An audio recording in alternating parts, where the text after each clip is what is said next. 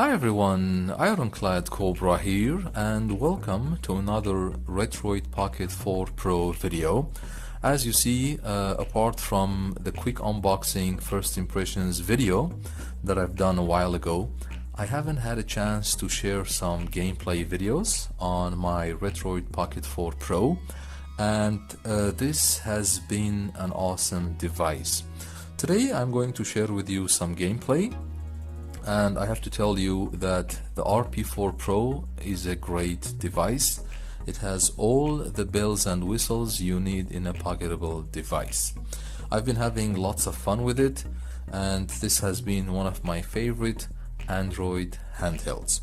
Of course, before I share some gameplay with you, I'll go through some tips and information, on which front end I'm using, game files, how to configure your controllers, the emulators. These are the regular things you need to go through before you start gaming. As you see on my device, I'm using Daijisho front end. This has been one of my favorite front ends that I use on all my Android handhelds. As you see here, these are the game systems.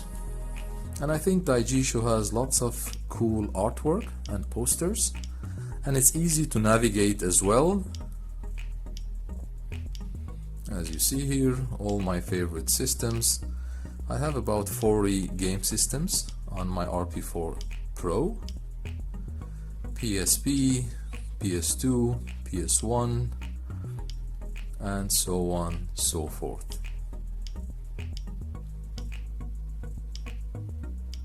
Okay, so this is a quick showcase, and of course if you would like to know how to set up Daijisho as your front end, you can go to my RP3 Plus or Odin 2 videos, because they are the same Android devices, and you can check out those videos on how to set up and install Daijisho on your RP4 or RP4 Pro.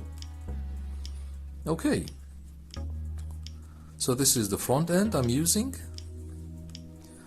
So today, as I said, I'll be sharing with you some Wii games emulation gameplay to see how the Dimensity D1100 chipset on this device is handling, Wii games. First of all, let me tell you that the version that comes pre-installed on your device, the Dolphin Emulator version, might be outdated. So I'll try to update it from Play Store. It didn't work out. Therefore, I went to the Dolphin Emulator website. I'll include everything in the video description. Go there, scroll down to the download section where you will find developer versions, and choose their recent edition, which will be normally on top. Don't worry, I'll include everything in the video description. So once you go to your app section, you will see Dolphin Emulator. This is the emulator that I use for Wii games, and of course, as usual, you have to put your games here first before loading them from Daijisho. So you simply go to add games, which I already did here, and then you choose your micro SD card or your internal storage, and then once your game ROM files are here, you just say use this folder. Once you do that, all your games will be loaded to the emulator. So, what you also need to do is to configure your controllers. So you go to the gear logo here, and as you see, Wii Input, and then you go also click on the gear logo here, and then of course you scroll down, and then you've configured the buttons, the simulation, the Nunchuck, the extension. I'm using classic here, but you can also choose Nunchuck, whatever controllers or extensions the game needs, but I'm going with classic, as you see. And then you can configure the rumble, whatever you are, that would be your preference. And after you finish configuring your game controllers, you can go to Profiles and save the controller profile, as you see here. And after you do that, you can long click on any game. So let's say, for example, Need for Speed Carbon. You long click on it, edit game setting,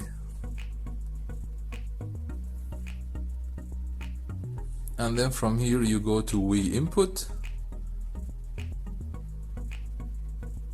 I'm sorry, one sec. Just a sec, let me try again. So you long hold on a game, edit game setting, Wii Input. There should be the profile here. Yeah, see, it's the Nunchuck. You can change the profile as your preference. Okay, so once you configure your buttons and game settings, you will be ready to go.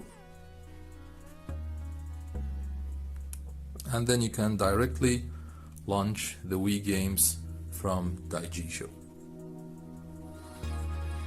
And of course, make sure that your emulator here is set up to the Dolphin Emulator. And of course, you also know that you can also add your game ROMs on Daijisho. Everything will be in that video that I provided for the RP3 Plus and Odin 2.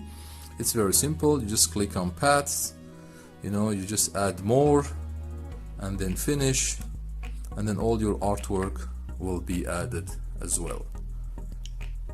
So these are a couple of my favorite Wii games that I have here. It's worth mentioning that for my Wii games, I'm using wbfs file types for my game ROMs. They work very, very well, and I had no problems since then. A couple of my racing games, a couple of RPG games, Prince of Persia, Spider-Man. So I can show you some samples of how the RP4 is handling Wii games. Okay guys, let's start some gameplay.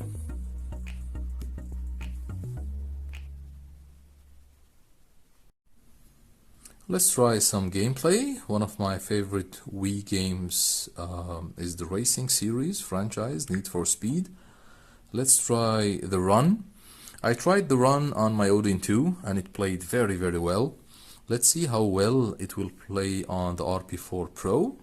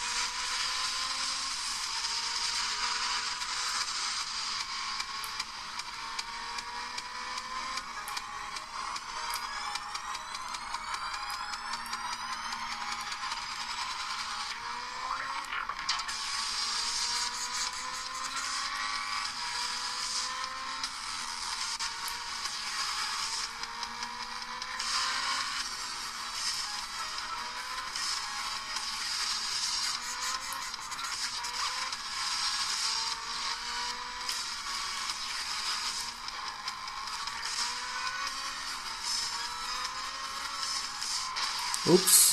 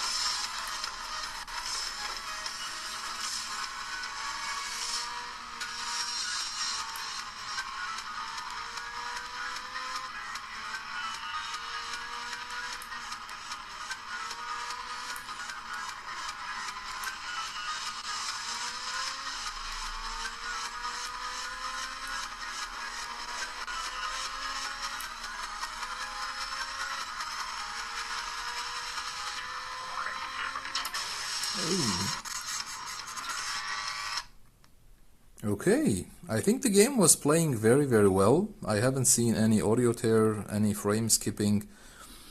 I think the Dimensity 1100 chipset is handling Wii games very well. Great job, Retroid Pocket 4 Pro. Okay guys, I think that would be for today. Thanks for watching. Feel free to like and subscribe if you enjoyed the video.